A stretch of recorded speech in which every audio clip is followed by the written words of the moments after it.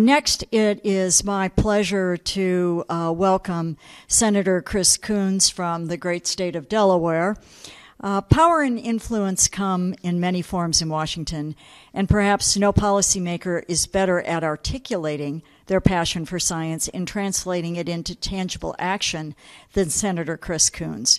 He's a chemist and attorney by training and a tireless champion for federal research in the appropriations process.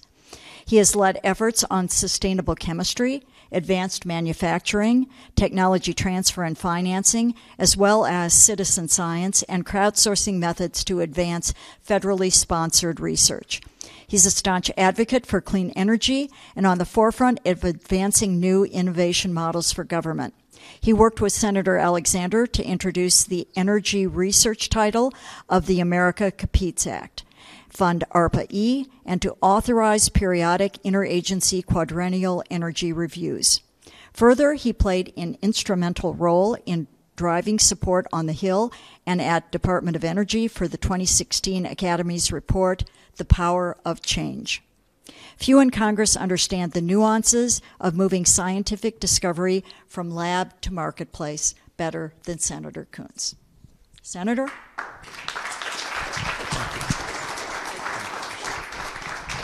Well, thank you very much, Dr. McNutt. Thank you for your leadership of the National Academies, and thank you for that kind introduction. Would you please join me in recognizing that Senator Lamar Alexander is not just the co-host of Reception today. He is the leading appropriator for science, someone who has stood and fought and sustained American science, and I think he deserves a huge round of applause in this room today. Thank you, Lamar.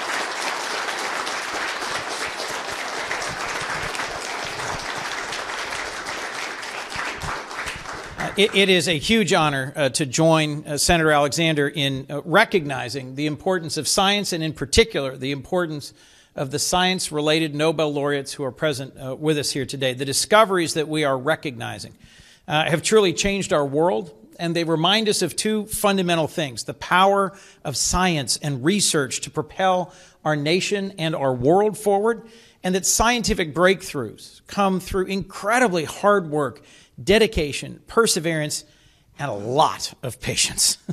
The 2017 Nobel laureates are incredible examples of these basic principles. The work done by Dr. Thorne, Dr. Barish, and Dr. Weiss at LIGO, for example, was a century in the making.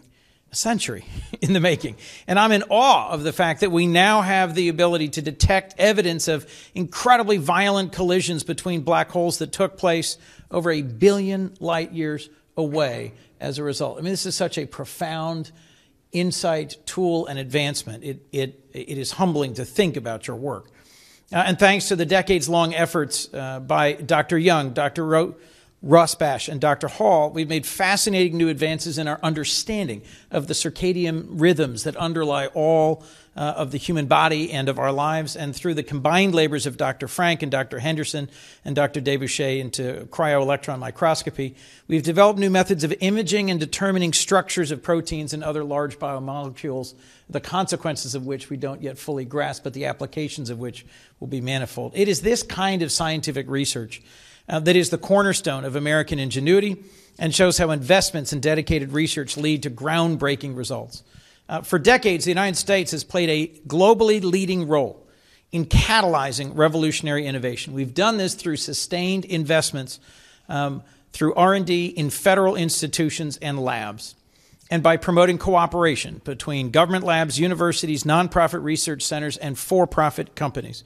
Federal investments in science and in the human capital associated with these key laboratories and this work have unleashed economic growth, catalyzed millions of jobs, and returned taxpayer money many times over, not to mention resulted in the awarding of the world's greatest prize for intellectual achievement, the Nobel Prize. Those of you in this room surely understand how important these investments are. And if you think about it, we, the United States, are just about 4% of the world's population. Yet we are 40% of all Nobel laureates ever, at 368. And so I am proud that the United States leads the world in the number of Nobel laureates. I think that deserves a round of applause, too.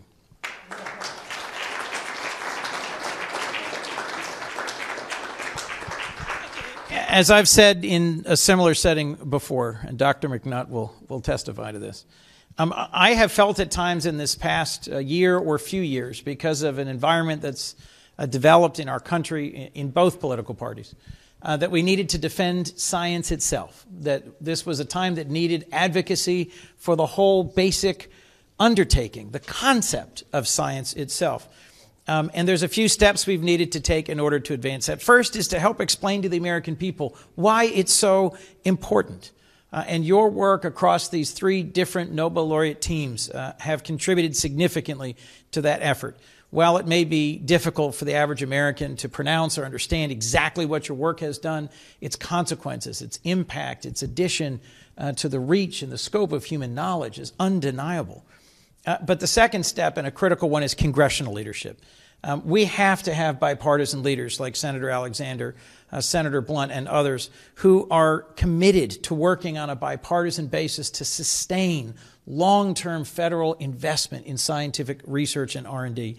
And I cannot tell you how thrilled I am to have the opportunity to make a small, modest contribution to the real leadership shown by the Republican appropriators in ensuring that we not only didn't have cuts in federal research, but that we had increases, and that, in fact, funding R&D is at levels now 12% higher than fiscal year 2017. And if I understand and have done my math correctly, Senator Alexander, we literally have now federal investment in science and R&D at an all-time high. That is an enormous accomplishment.